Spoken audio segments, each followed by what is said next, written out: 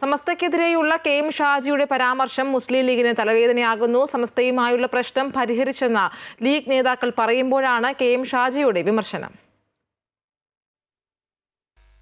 ദീർഘമായ ചർച്ചകളിലൂടെയായിരുന്നു മുസ്ലിം ലീഗ് സമസ്ത തർക്കം താൽക്കാലികമായെങ്കിലും പരിഹരിച്ചത്.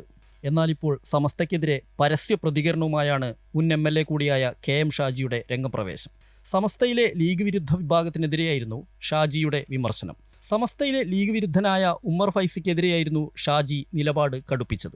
താൻ സുന്നിയാണോ എന്ന കാര്യത്തിൽ ആരുടെയും സർട്ടിഫിക്കറ്റ് ആവശ്യമില്ലെന്ന് കെ.എം. ഷാജി തുറന്നടിച്ചു. ഞാൻ സുന്നിയാണോ, ഞാൻ മുജാഹിദാണോ, ഞാൻ ജമാഅത്താണോ എന്നുള്ളത് ഞാനും പഠിച്ചവനായിട്ട് ബന്ധപ്പെട്ട കാര്യമാണ്. പിന്നെ സുന്നി എന്ന പ്രസ്ഥാനത്തിൻ്റെ സർട്ടിഫിക്കറ്റ് ഒരുത്തൻ്റെ കയ്യിൽ നിന്നും വാങ്ങേണ്ട ഗതികേട് കെ.എം. ഷാജിക്കില്ല. ഇവിടെ പലതരം സമൂഹം ഉണ്ട്, പലതരം വിശ്വാസികളുണ്ട്. അവരൊക്കെ ജീവിക്കുന്നതിനിടയിൽ ഞാൻ മുസ്ലിമാണോ എന്നുള്ള ആയതിൻ്റെ പേരിലുള്ള കുഴപ്പമുണ്ടാക്കുക അവിടെ വർഗീയവാദി എന്ന് പറഞ്ഞിട്ട് അതിൻ്റെ ഇടയ്ക്ക് സുന്നി മുജാഹിദ് പറഞ്ഞിട്ട് ഇത്തരം വിഷയത്തിൽ ഒരു സംഘടനാ സമുദായത്തിനകത്തും സംഘടനക്കകത്തും മെമ്പർഷിപ്പ് ഇല്ലാത്ത ഒരാളാണ് ഞാൻ. എൻ്റെ ഐഡൻറ്റിറ്റി ഈ വിഷയത്തിൽ തെളിയിക്കേണ്ടത് അള്ളാഹുവിൻ്റെ മുമ്പിലാണ്.